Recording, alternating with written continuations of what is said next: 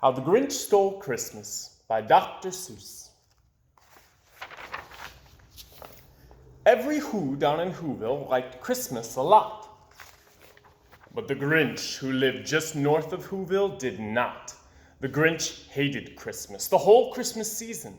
Now please don't ask why. No one quite knows the reason.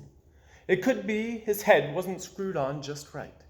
It could be, perhaps, that his shoes were too tight.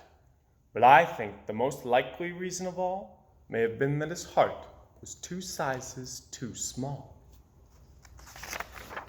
But whatever the reason, his heart or his shoes, he stood there on Christmas Eve, hating the Whos, staring down from his cave with a sour, Grinchy frown at the warm-lighted windows below in their town. For he knew every Who down in Whoville beneath was busy now, hanging a mistletoe wreath. And they're hanging their stockings, he snarled with a sneer. Tomorrow is Christmas. It's practically here. Then he growled with his Grinch fingers nervously drumming. I must find some way to stop Christmas from coming. For tomorrow, he knew,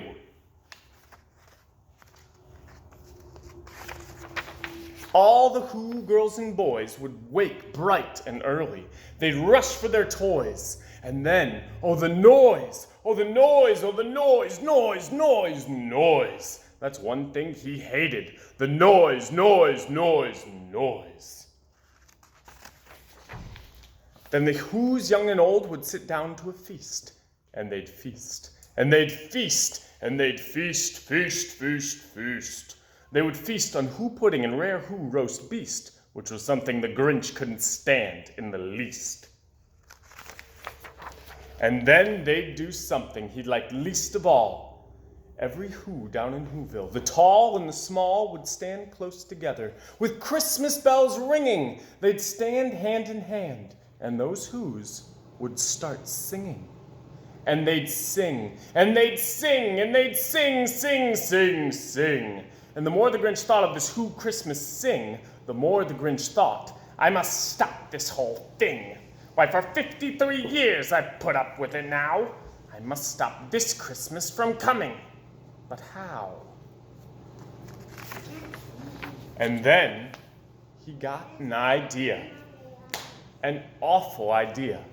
The Grinch got a wonderful, awful idea.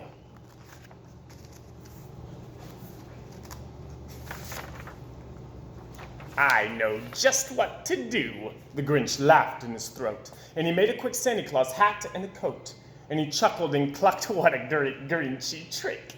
With this coat and this hat, why, I look just like Saint Nick. All I need is a reindeer.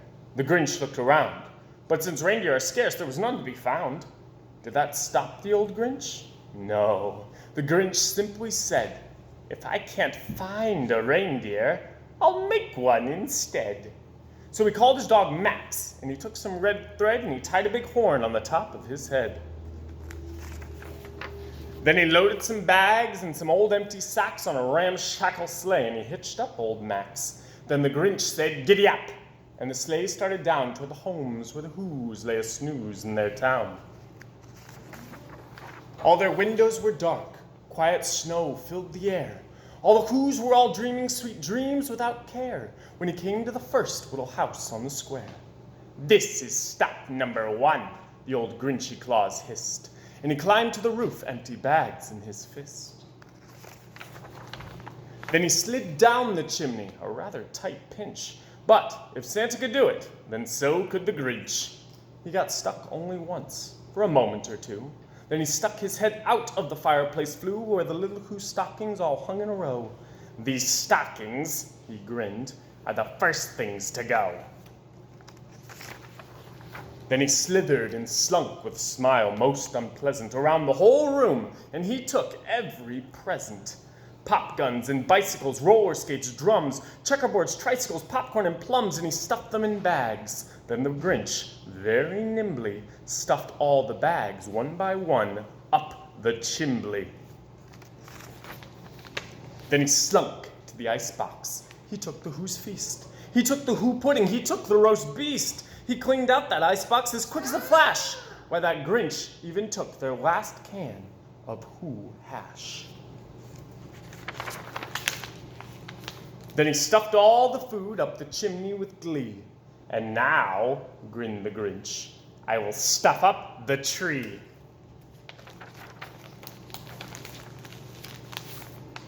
And the Grinch grabbed the tree, and he started to shove, when he heard a small sound like the coo of a dove. He turned around fast, and he saw a small Who, little Cindy Lou who was not more than 2. The Grinch had been caught by this tiny Who daughter who got out of bed for a cup of cold water. She stared at the Grinch and said, "Santa Claus, why? Why are you taking our Christmas tree? Why?" But you know that old Grinch was so smart and so slick, he thought up a lie, and he thought it up quick. "Why, my sweet little tot," the fake Santa Claus lied. "There's a light on this tree that won't light on one side. So I'm taking it home to my workshop, my dear. I'll fix it up there and I'll bring it back here." And his fib fooled the child. Then he patted her head and he got her a drink and he sent her to bed. And when Cindy Lou Who went to bed with her cup, he went to the chimney and stuffed the tree up.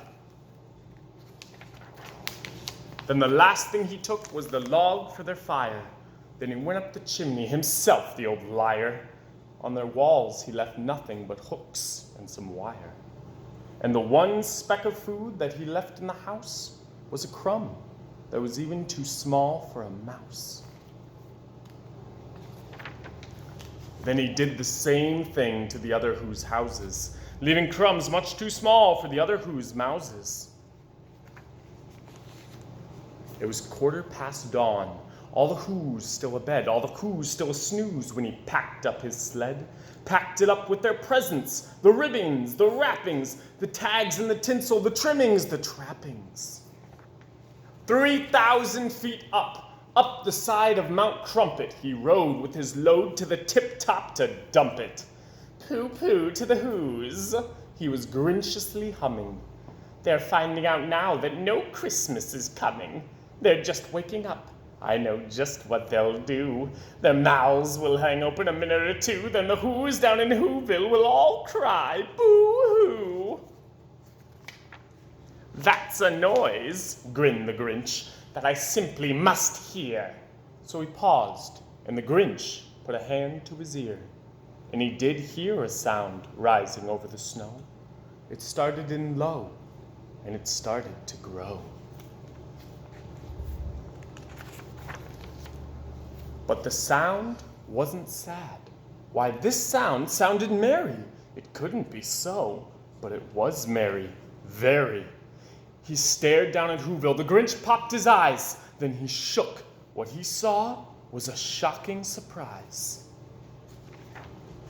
Every Who down in Whoville, the tall and the small, was singing without any presents at all. He hadn't stopped Christmas from coming. It came. Somehow or other, it came just the same. And the Grinch, with his Grinch feet ice cold in the snow, stood puzzling and puzzling. How could it be so? It came without ribbons. It came without tags. It came without packages, boxes, or bags. And he puzzled 3 hours till his puzzler was sore. Then the Grinch thought of something he hadn't before. Maybe Christmas, he thought, doesn't come from a store. Maybe Christmas, perhaps, means a little bit more. And what happened then? Well, in Whoville they say that the Grinch's small heart grew 3 sizes that day. And the minute his heart didn't feel quite so tight, he whizzed with his load through the bright morning light, and he brought back the toys and the food for the feast.